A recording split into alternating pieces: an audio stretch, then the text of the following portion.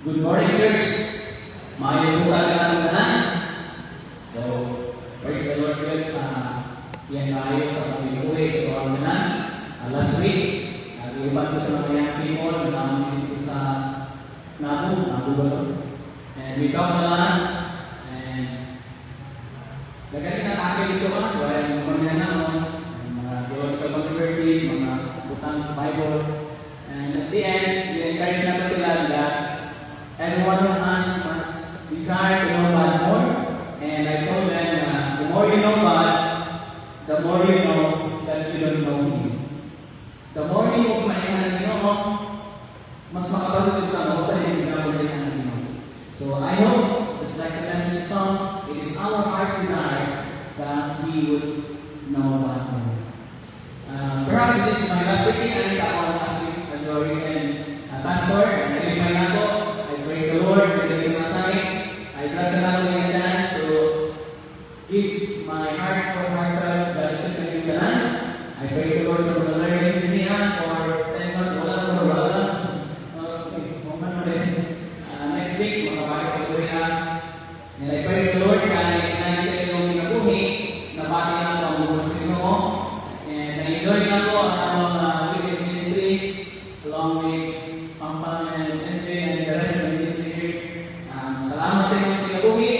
And this time, ako din ang mga Bible sa 1 John chapter 1, verse 1 to 4. 1 John chapter 1, verse 1 to 4. Making na ina-series natin dito sa mga books, preaching. So, ako din tanaw na i-reference to God's Word, the results, and ako din ibasahan mo responsibly. 1 John chapter 1, verse 1 to 4. Ako pag-unahan at pag-unahan kita sa verse number 4, verse hanggang sa verse number 2. The Word of God says in ESV, that which was from the beginning, which we have heard, which we have seen with our eyes, which we look upon and have touched with our hands, concerning the Word of God. Verse number 2.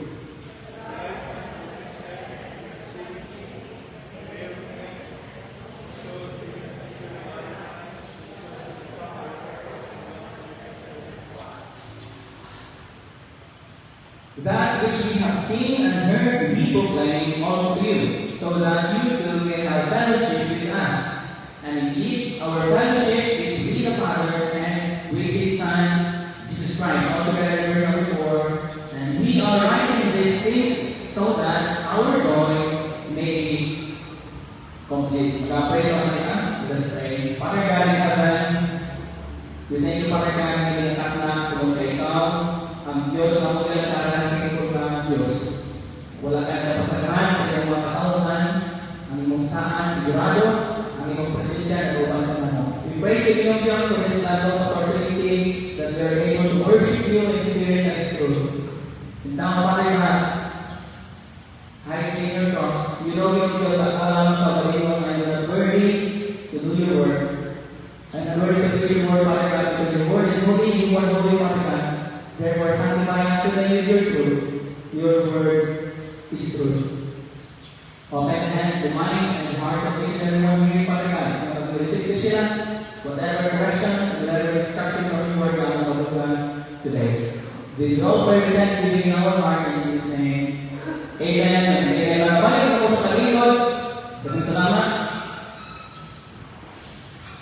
Now, I believe mga isukol, one of the joys or those mga kalipay sa mga pastor is to see his members or the church members having a joyful fellowship and a joyful Christian life.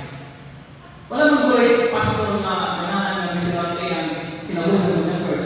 Tanan pastor, I believe, the pastor who are called by God, tanan may pastor, na iya sa ito na nag-design na mga kanakan sa Diyos, ng mga members sa church, di nila pastoran, isa na joyful fellowship. Wala yung pastor na ganahan na ang church members patunayan na nandili mayo fellowship. Ang kalipay sa member, kalipay sa pastor. Right, pastors? Ang kasakit sa members, kasakit ko na sa pastor. And, ang purpose, the very purpose of Apostle John, yan ang nasulat ini, is mabasa natin sa verse number 4. Ini and we write these things so that in each version your joy in each our joy may be complete or full. So you see, the desire of Apostle John and sa mga readers na sila makakilang kalipay is full or makumpleto. Na mga isoon, nasa baka ng disco na itong ibasa sa verse na, ang joy sa mga recipients ni writer, ni writings is posibleng naapituan. Kaya ito mga panahon na ancient times, at ito na nag-spread ng false doctrines na ginatawag ng Gnosticism. Mga kinyanayos doctrine na nag-circulate during their time, and as a background of this book, this letter was written by Apostle John the Beloved. Okay, ang John igagawa ni Jesus Christ, nasulat niya around 80 to 95 AD. And Apostle John was the last surviving apostle during his time. Siya naman ang naging. Siya ang last apostle. And in fact, wala kay record kung paano siya namatay. Some would say na namatay na siya sa katigulan mo. And ang posible na although ang kanina book is anonymous source ang sulatan, wala ka from chapter 1 to chapter 5, wala ka itinitihan kung kung saan yung writings at may sa mga iglesia sa New Testament na sa Corinthians, na Catholic Church, wala ka about exactly kung kinsa ang sulatan. Pero ano na kinainin? If you read Revelation, the book of Revelation, natin na i-mention to pito ka churches. And perhaps mo na sulatan ni Apostle John. Kaya sa Revelation chapter 2 verse chapter 2 and 3, makita lang din na ang mga churches sa Asia Minor or sa toong time na rin ako ng Turkey. Now, nasulat ka rin ang letter ng may suon, primarily sa dual reason, according sa book mismo. Una, para ang mga recipients nini, ang mga believers na mga nagtuwa ang Jesus Christ, magkaroon sila of assurance of salvation. You can read that in 1 John chapter 5 verse 13.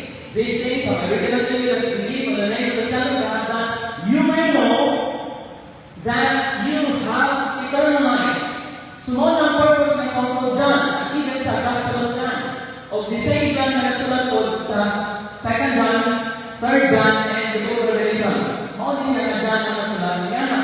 Ang purpose ng Apostle John na ang mga readers niya ma-assure sa ilang salvation. And second, is to combat false teachers and Gnostic teachings. Mabasa na po sa chapter 2 verse 18. Sa chapter 2 verse 18, children, it is the last hour, and as you have heard that Antichrist is coming, so now many Antichrist have come. Mga iso lang kinalaman nila na usa sa mga purpose ni Apostle John is to combat false teachings. Takhan kayo mga meaning ng mga doktrina na ito, umawa na ang pagkasukan. Now, alam mas ma-appreciate na ito ang book, ayun na ito, magbabasa na yung letter, para mas ma-appreciate na ito, ano sa sakto, kung saan yung mga doctrine na circulate during their time. So, during their time, kaning Gnosticism, ang nagkaganap ang klase sa Gnosticism na nagkaganap is kaning duha klase, the Cyrillianism and the Gnosticism. Pagkakali, parang kung saan yung Gnosticism. Now, Gnosticism is a doctrine na nagbilit sila that only spirit is good and all matter is evil. Mag-ikot ang matter, kanang yung lingkuran, kanang yung body, talaga siya evil according to Gnostic doctrine. O, ang pinaka-famous sa kaniluha, kanang Cyrillianism, di ka sa napasimulan niya kanang si Cyrillianism. Now, kanang siya, ang hinilaan sa ilang time, ancient time, is si Jesus Christ daw, ang divine Christ o ang God na Christ o ang human Christ na upan daw sila during baptism ni Jesus Christ. And di pagkamatay ni Jesus Christ, nabiyaan si human Jesus sa divine Jesus, which is we know from the Bible that is false. And another view na tinatawag na Gnosticism, from Greek word dokeo. So when Gnosticism, para sa iyan, from the word dokeo, meaning to sin, meaning mura. So para sa iyan, Jesus Christ, mura na ay body, pero ang tinuod daw, wala. Nga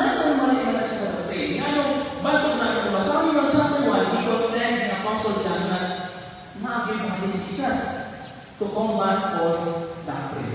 Now, mga isang ang atong passage na ibasa, ang passage na atong ibasa, nagpakita nagtulog sa usang mga ang biblical view about Christ.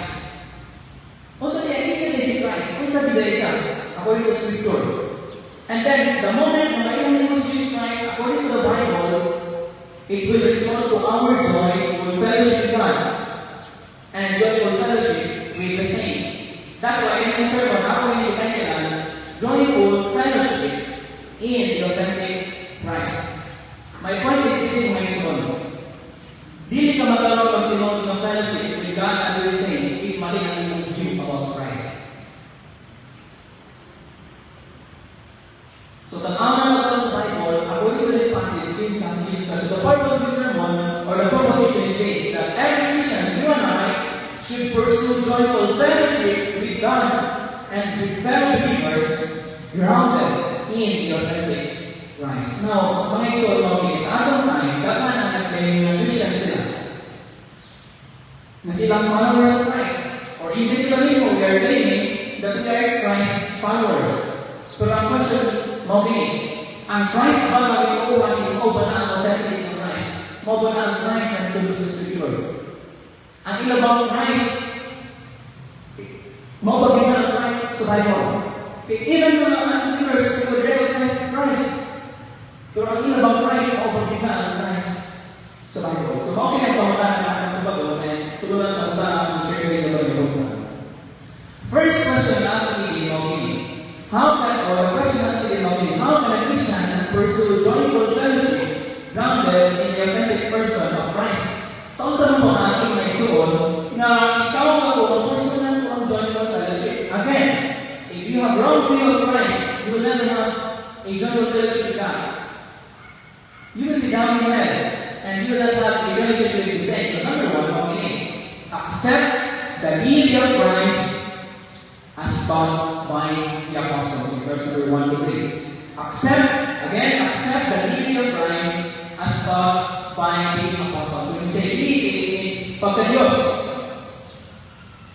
My son, although ang deity ng tao daw but the Bible teaches that Jesus is God. Jesus is God. Tanaw na to, letter A, according to passage, Christ is pre-existent. Look at the Bible in verse number 1 and 2. It's saying that which was from the beginning, which we have heard, which we have seen with our eyes, which we looked upon and touched with our hands, concerning the word of life. The life was made manifest, and we have seen it, and testified it, and proclaimed to you the eternal life, which was with the Father, and was made manifest to us. Una nga, makita natin mga isyo, according to the passage, that Christ is pre-existent. Now, makita na pre-existent, nag-exist na dahil siya before the foundation of the world. Prior pa, wala pa siya ng makatawang yung naliluta, wala pa siya ng internet, nag-exist siya in eternity past. Ang akong classmate, sa nasa disclosure sa Yahweh Lectures, nakulatan siya. Kaya hindi ito doon, ay tutulong siya, ito pa sila nakapalong, si Christ kaya nag-exist ng paluwa sa iyong information. Nakulatan na ito doon, na-exist siya. Kung ito sa tao, kaya yung dahil ng doon doon, na si Jesus Christ created the age. Gani ang dapat yun, kung wala na si Mary, wala na si Jesus. It is wrong, my son. Christ is pre-existent. Now, look at verse number 1. Allow me mga Bible. In verse number 1, we can see that John used that phrase. Nasa gamit niya ng phrase, phrase niya. I want you to underline that word, from the beginning. From the beginning. Nagpakita ka na sa mga expo sa iyang pre-existent. Nag-echo pinit o nagparalay pinit sa John chapter 1 verse 1. Tingnan ng Bible, in the beginning was the Word, and the Word was with God, and the Word was God. Now, makita na ito ng expo in broader German context, nagpakita niya sa pre-existence of Christ. In verse 1 na ito, makita na ito that Christ, He always existed before His incarnation. Because as the verse say, He was from the beginning. Christ already existed from the beginning. Even mga pagdalang ng utang, nag-exist na ang ato ng Panginoon Kristo. It is also confirmed in verse number 2. And also verse number 2. Ang ito niya, which was with the Father. Nung makita niyo na wala niya daan ang Father. That's why sa prayer ni Jesus Christ sa John chapter 17, yun siya, Father, glorify me with the glory which I have with you before the world began. Christ is pre-existent. It points to Christ's pre-existence and His eternal presence and oneness with God the Father. Mga igsoon, maugin ang Jesus Christ ang pagkukuhan. Inilangan na He is pre-existent, literally Christ is the Word of life. This is verse 1. He said, that which was from the beginning, which we have heard, which we have seen with our eyes, which we look upon, and touch with our hands, concerning the Word of life. Maugin ang isa ng pinaka-importante na title ni Jesus Christ, this Word of life.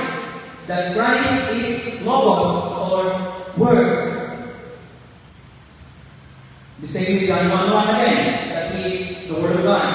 Now, Jesus Christ is both incarnate and the inspired Word of God. And our Bible is the written Word of God. Maugin na naman makita, kaya nakisoon, if you want to know this Word of life, this incarnate Word of life, you need to study the written Word of God. Maugin na naman Jesus Christ ang kalisin sa John chapter 1, verse 39. You search the Scripture because you think that in them you have eternal life, and it is they that bear witness about me. Na makita natin mga igsoon na si Jesus Christ ang Word of life. It means sa mga igsoon that in Christ, we can have life. And in Christ, this life is not just a temporary life.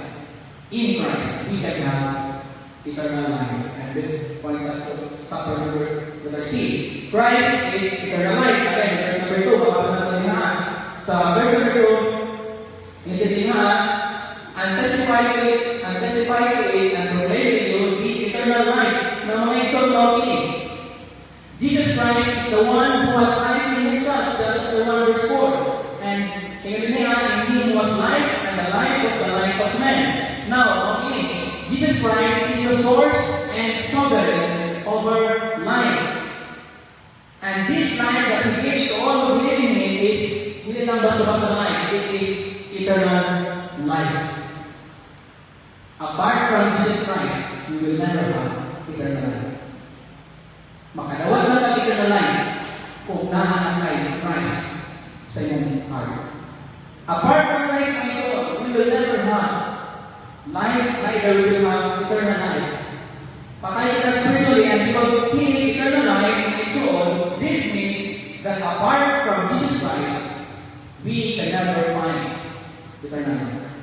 And sadly, this truth is attacked by false. Di malaman sa unbelievers na si Christ lamang ang source sa eternal life. Para sa kailangan nilituan something to Jesus Christ para makunin mo ang eternal life. But that is not the case. Jesus Christ is eternal life. In 1 John chapter 5, verse 11 to 12, if you have Christ, you have eternal life. And ikatulog, na makita natin din ang Jesus Christ, is Christ is the Son of God.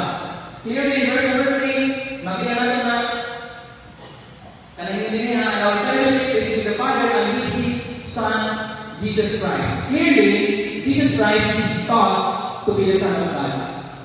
In Matthew chapter 16, verse 16, talking and confession in Apostle Peter, you are the Christ, the Son of the living God.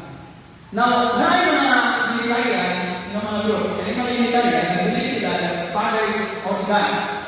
Father of God, ang Son of Spirit is God. Ang ilang argument mo, Jesus is the only Son of God, therefore He cannot be equal with God. Para sa mga aklang pagkakalan ng pag-iisa ng Jesus Christ, ano sila, ay mukhang niya na Jesus is Son of God. Pero hindi siya God himself. Yung sa mga natabag-tubag, na kung ngayon ka na sa John chapter 5,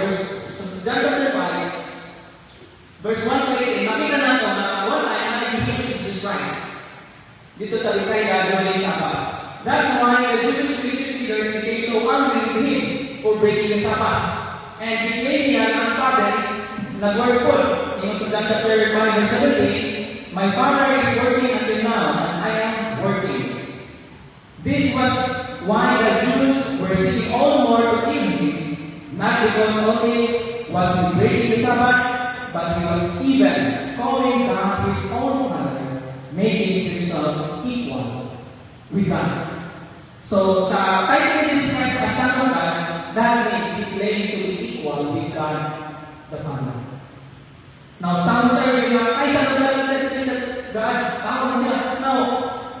The fact that he crucified Jesus Christ because of his claim that he is equal with God the Father. That's why ang last verse, ang second to the last verse na yung book, it says sa 1 John 5:20, and we know that the Son of God has come and has given us understanding so that we may know him who is true, and we are in him who is true, in his Son Jesus Christ. He is the true God and eternal life. Mga iso, based natin yung mga proof, based natin yung mga evidence, Jesus Christ is God.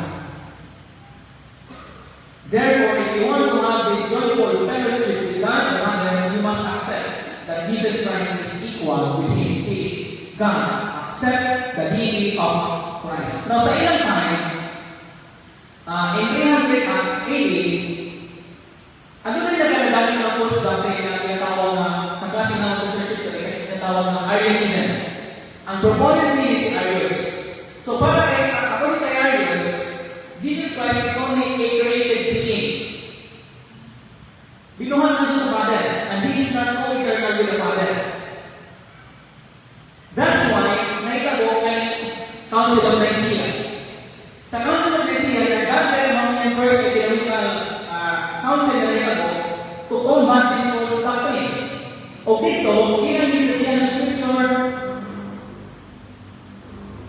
to resolve Arianism controversy regarding the divinity of Jesus Christ.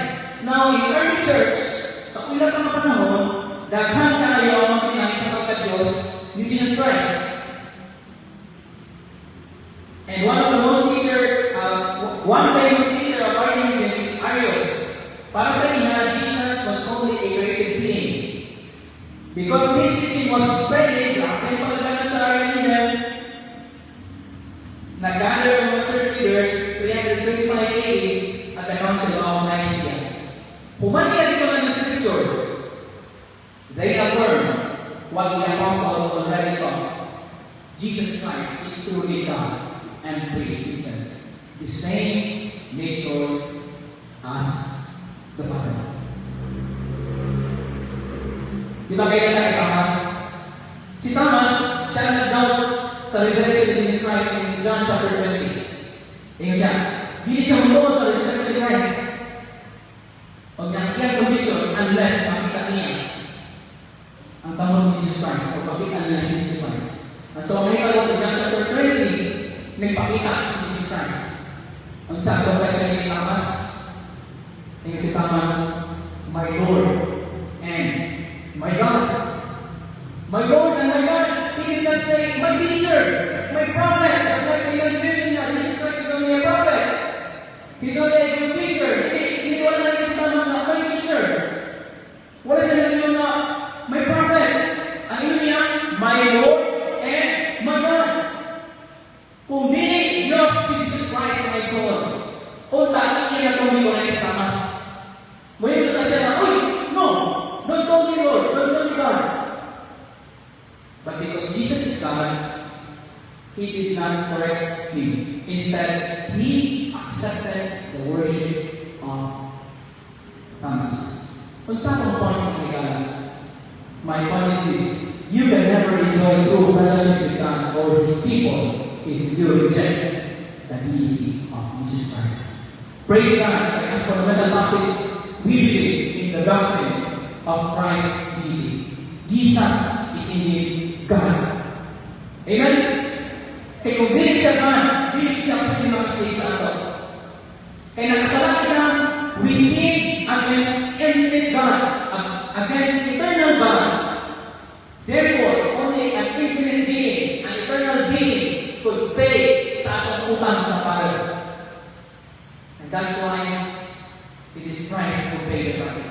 Hindi ka malaman sa inyong pagkayos, hindi mo sa gawa ng sa God, you will not have fellowship with God, the Father.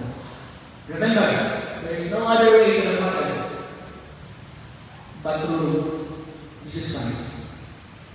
Accept Him as God, Savior, and friend. Only then you will face the genuine and joyful fellowship with God and with brethren. And because Christ is pre-existent, because Christ is the Word of life, Christ is the eternal life, and Christ is the Son of God, mga iso, listen to this. Christ deserves our heart, wholehearted worship and devotion. He deserves our full devotion, our full loyalty. He deserves to be loved and served above all. And He deserves our total dependence. Because apart from Him, my soul, you are nothing. And you can do nothing.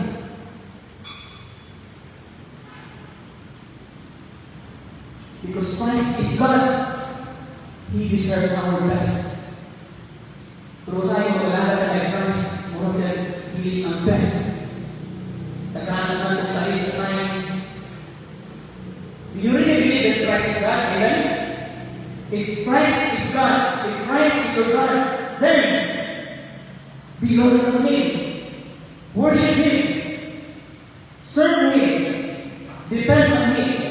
Kaya siya na mismo ang Panginoon, apart from Him, my soul, we can do nothing. He is the source of life and the source of eternal life. If He is your Lord, kumusta man ka makalakad sa inyo? If He is your God, kumusta man ka magsimba sa inyo? Do we really worship Him as God? Check your heart. Nag-ano ka ba dali to worship this God, this Lord? O nag-ano lang ka? Kay nag-ano ka? Part of your routine. The more you know Christ, the more you will let go and worship Him. My soul. He deserves our dependence. He deserves our loyalty. He deserves to be loved above all. How can a Christian pursue a joyful fellowship grounded in the authentic person of Christ? Hindi lang na that we must accept His detail, of course, number 2, appreciate the humanity of Christ as experienced by the apostles. Appreciate the humanity of Christ as experienced by the apostles. Now, makita natin mga isuot na hindi passage sa verses 1 to 3, Apostle John is proving the humanity of Christ through the apostles' experience with Jesus Christ. Also, mga experience sa mga apostles with Christ. Remember, for 3 years, nag-uban sila sa balay, sa ministry, kauban ni Jesus Christ mga disciples. Kung saan experience ng mga apostles, according to this passage, they heard Him, they saw Him, they looked upon Him closely, hindi naman nakita, ditanaw Him niya, ditutukan, and they touched Him, they testified about Him, and they proclaimed Him. Mga naman na experience ng mga apostles. Now, mag-wonder ka, ano naman na-experience ni apostles na?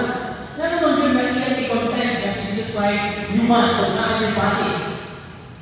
Kung yung nanawag ka rin, gamit ni apostles dyan ang mga senses. Nakita niyo yan, ang sense of hearing, ang mata, ang touching, o iyan i-proclaim, iyan i-testify. Si Christ, it is such a powerful and strong, wonderful testimony of Apostle John, the one whom Jesus loved and was closest to. Now, kung masabi mo ang Gospels, during sa earthly ministry ni Jesus Christ, daghan na siya followers, multitude of followers. And amongst the multitude of followers, doon na siya itinit na 12 apostles, right? And among 12 apostles, doon na siya itulog ang mga tao, makita natin core group niya. Those were Peter, James, and John.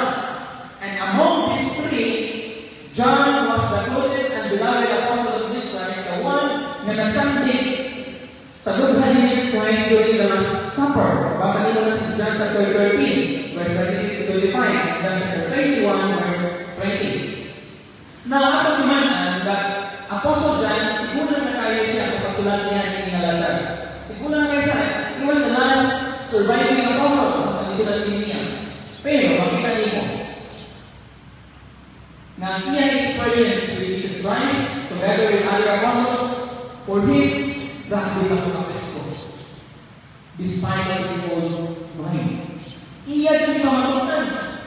Tinuog yun, napakatawag yun Jesus Christ. Na naman na yung hindi proof yun. Tungod kaya na kalaman ang masisisan. Para sa ilahan, all manifestical. O sa ilahan, hindi na yung humanity in Christ. Kaya para sa ilahan, kung naibali si Jesus Christ, then since body is evil, therefore Jesus is evil. And for them, since Jesus is evil, he can make the Savior. That's why ilang kilimod ang humanity ni Christ. Pero di ang pamatagal ng Apostle John ang naisunan na nasa humanity si Jesus Christ. Iyan yung ipamatulan that Christ is truly human. And he can be confident that he indeed paid the penalty of our sins through his perfect life and painful death on the cross. Mamala yung naisunan. Kung wala yung si Jesus Christ, hindi mabayan na ang masura. Again, Romans 6:23 sa inyo for the wages of sin is one. Then, now again, we sin against infinite God, eternal God, holy God. Therefore, it is only by God na makaluwa sa ato, makabayad sa complaint. And since the wages of sin is death, however, ang problema, God cannot die. Hindi mamamatay ang Diyos.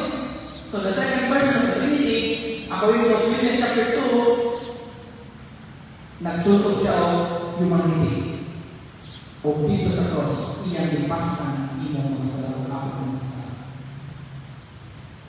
And it takes a lot of humility for Jesus Christ, my soul, who is giving God. It takes a lot of humility for him to add a human nature. Makita nato, daghang mga tao gusto maging Diyos. Many wanted to become God. But there is only one God, Jesus Christ, who became flesh, who alone saved us through his perfect life and painful death, and one who alone can sympathize our weakness and infirmities. He proved me, Apostle John, that Christ was human. Ganit, kung iyong nalaman later portions ng episode, if you deny the humanity of Christ in your time, according to his episode, you are considered Antichrist. Mabasa niyo na, yung sa 2 John, na kung imong ilimod ang humanity ni Christ, you are Antichrist. You are against Christ. Not humanity, si Jesus Christ. Now, sa reflection, pagka-research Jesus Christ in Luke chapter 24, verse 36, makita ko mapasa. And as they were talking about these things, Jesus himself stood among them and said to them, "Peace to you." But they were startled and frightened and thought they saw a spirit. How did they see a spirit? And Jesus said to them, "Why are you troubled? And why do you doubt arise in your hearts? See my hands and my feet, that is I myself. Touch me and see, for a spirit does not flesh and bones, as you see that I have." So, mga makita sa resurrection ng hindi para si Jesus Christ. Nausa na yung importante na nangyayuman si Christ. Noto, ang ingon. Because we are ang tao na sa sagad. And according to Romans chapter 5, we were God's enemies. Therefore, the mediator must be someone who can relate to man and can relate to God.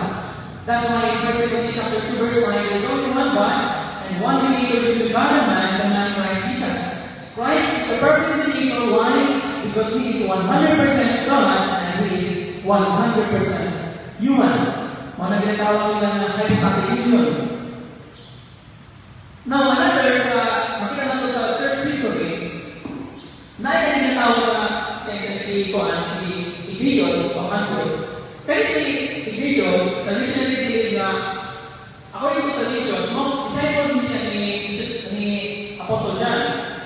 And he was martyred o ginawa niya sa layon because he refused to worship Roman gods.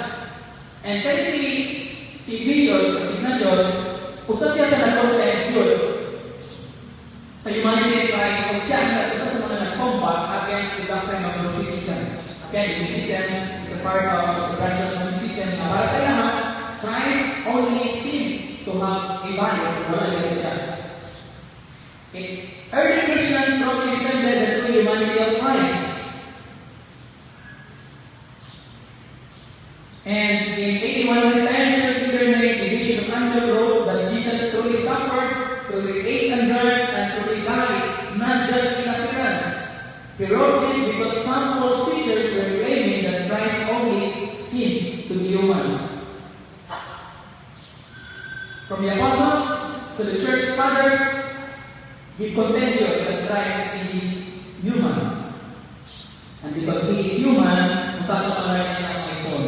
Let us value Christ's humanity. Because he became truly human. Because he is truly human, he can save us fully from his perfect life and atoning death.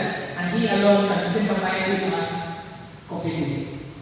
Tungkol kay atong Ginoo at pagkakao, makasagot siya sa inyong masabi. Makasimpathize siya sa inyo. That's why the writer of the Hebrews wrote, "For we do not have a high priest who is unable to sympathize with our weaknesses, but one in every aspect has been tempted as we are, yet without sin." You see, ang makita natin ng exalt mo kini, because Christ was indeed human, at makatawag siya, makasagot siya sa inyong diagnosis. Now, I do not know kung sa mga nararamdaman. Perhaps si problem, pressure. I want you to know na ang Diyos ang sagot yan. Kaya iya ka na experience. Lastly, my issue on how can a Christian pursue a joyful fellowship grounded in the authentic person of Christ, aspire to be joyful in the Christian fellowship. Look at your Bible in verse 24. It says here, that which we have seen and heard, we proclaim unto you, so that you too may have fellowship with us. And indeed, our fellowship is with the Father and with His Son, Jesus Christ. That we are right, and we are writing these things to you, so that our joy may be complete. Now, we need to aspire to be joyful in a Christian fellowship. When you say fellowship, mga kaisonan, nabumula na yung word mo, sinalahin ka lumog. Na iba, coffee fellowship, word fellowship, umiso fellowship, young people fellowship, ladies fellowship, pastors and workers fellowship. Pero what's the meaning of this word ng fellowship? Now, the word fellowship, it is one of the words mistakenly linked to games. Ako na ba, basta kayo nag-games na, fellowship na, funds, sports, lunch fellowship, work fellowship, etc. Now, those things are not wrong. I believe they are not necessarily wrong. But fellowship is definitely more than that. Mag-ingon kita fellowship, from Greek word koinonia, hindi naman siya social interaction. When we say fellowship, it is a close relationship and spiritual sharing of life rooted in Christ. That is fellowship. Now, ang passage na sunod sa dua klase ng fellowship. Una, fellowship with God in verse number 3. Now, in verse number 3, we can read na si Apostle John, iyan isulti na nung iyan i-testify ang authentic nature of Christ. Iyan isulti na nung iyan pamatutan na si Jesus Christ, God and human. Kaya gusto niya na ang iyang mga readers magkaroon ng fellowship with them, the apostles, in verse number 3. And he added that their fellowship was with God and the Father and His Son, the Lord Jesus Christ. Now again, ang fellowship niya, it is close relationship. Subot niya Apostle John na ang mga leaders niya magkaroon ng fellowship with the apostles, and they will both have fellowship with God.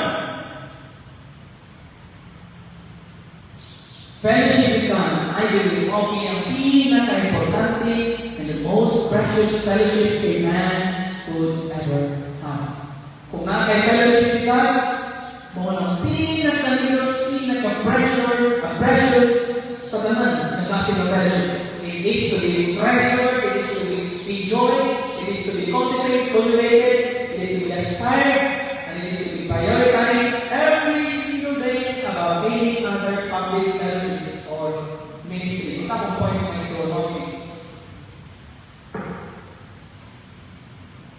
Kaning fellowship with God, I'm talking about our personal close relationship with God. It is the most neglected fellowship of all. Let me say it again. Fellowship with God, our personal devotion, quiet time, relationship with God, it is one of the most neglected fellowship of all. Because we tend to be diligent on our quiet time. And we are hiding behind our public ministries. And even kami sa Bible school, mag-iwin pagkasuyan ito Dinaneglect na ito ang ating personal fellowship with God. Now, don't get me wrong, kasi maraming interpretation. I'm not saying na public ministry is wrong. Para rin na magtulog sa school, dahil sa ano, okay na siya. Magbuhat ng ministry, evangelism, discipleship, fellowship, okay na siya. But my point is this, your public ministry must only be a product of our private fellowship with God. Let me repeat.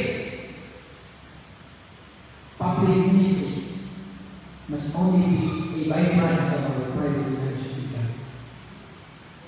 Nakagawa na. Kumusta naman tayo sa Sino? How's your Bible reading? Now, it broke my heart na nag-interview ko again sa pastor, again sa center. It broke my heart na pagpuntahan ko sa mga young people. Most of them, wala siya pa sa pastor Bible. Entire week.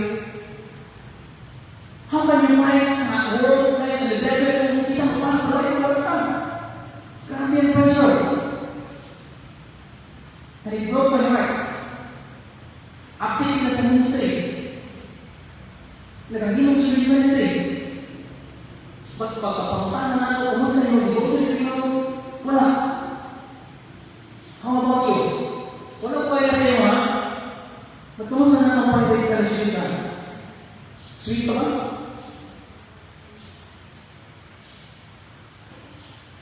Sa ako naman pinisa sa dyan na tayo kung pinirigman ko, nag-research si Pastor David yung pinongin sila sa ginag-criticize niya sa mga pastor kay hindi siya inan kusog tayo na bawa hindi na ito hindi lang and then ginag-criticize niya kay ano daw ba hindi kayo na number ganyan ina-pressure siya nakapagod at bulan makapaptize siya saan ba? Kundi mo lang yung music mawala yung mo pero hindi na ako balik sa kanyang iwan ako naman po siya ako naman po siya sa kanyang ito sa mga kawin niya bahala hindi tayo na napaspas sa public ministry. As long as our devotion with God is strong. Mauna niyo apasin mo. Isang tayo sa ating public ministry, ako lang pangkabay. When we prioritize and aspire a joyful fellowship with God, kung okay mo relasyon sa Ginoo, mo resulta na sa imong public ministry mo na susunod. Everything else will follow. Everything else will follow. That's why follow ko rin ang fellowship with the saints. Now, the word saints, nag-refer hindi sa saints sa ginagawa nila saints na nagpapakaya. No. Kung ikaw tinuro ng luwas, you are considered as saint. You are a saint. Now, the Apostle John in verse 3 and 4 desired to have fellowship with his readers, but that would be impossible if the readers does not have a close relationship and fellowship with God. Being in a fellowship with the saints is a very natural desire for a person who truly have fellowship with God. Ako muskol. Natural naman sa katawan, wapo ang fellowship sa Ginoo, mag-desire na mag-fellowship sa mga kaisipan. Mag-desire ka na mag-fellowship sa mga saints.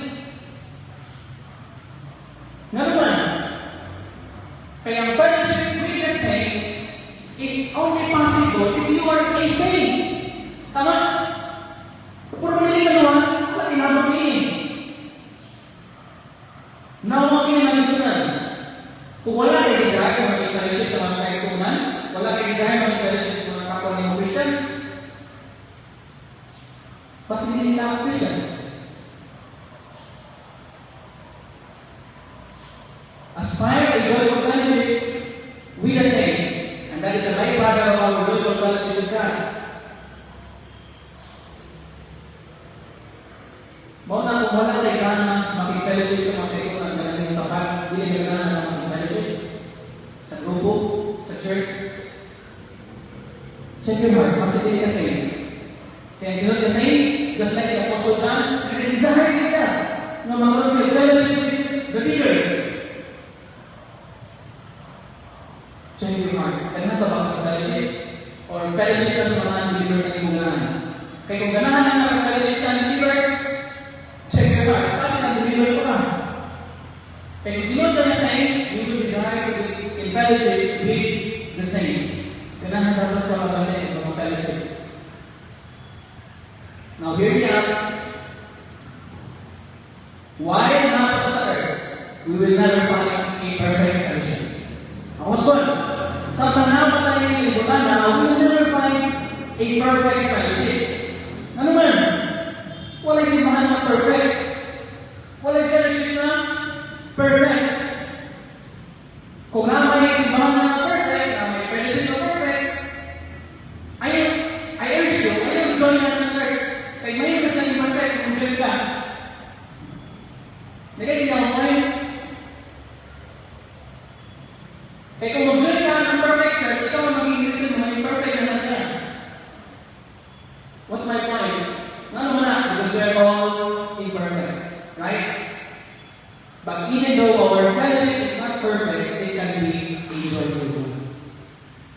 Kasi hindi perfect ang fellowship, wala hindi perfect ang fellowship, but it can be a joyful fellowship if your heart is okay with God.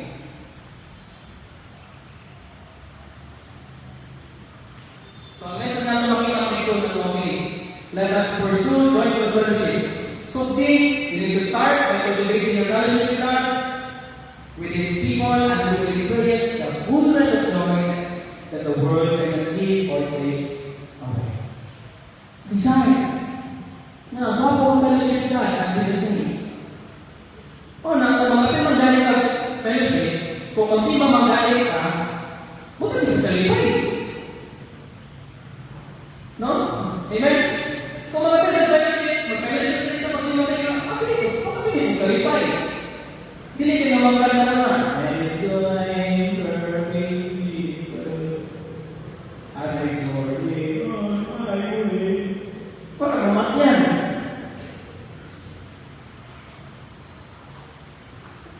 Desire a joyful fellowship. Serve God with gladness. Have fellowship with the saints joyfully. Maupo yung desire sa tinusako, tinanggit. Imagine sa usa ka kalayo. Kung hinahinayan naman ang kuha, sugnod, kalugayan ang buong mga hanggang mapalong, hanggang mamatay. So be joyful. So next time, kung magsima ka sa Ginoo, putang ikalipay. Amen? Pakapili kalipay. Because it is God's will for us na magkaroon ng joyful fellowship with each other na kaisunan. So mga na, pinalikan ng pagkaroon na ubuwang fellowship. But you need to start with God. Pag okay mong fellowship with God, it will naturally flow sa ating pagkaroon.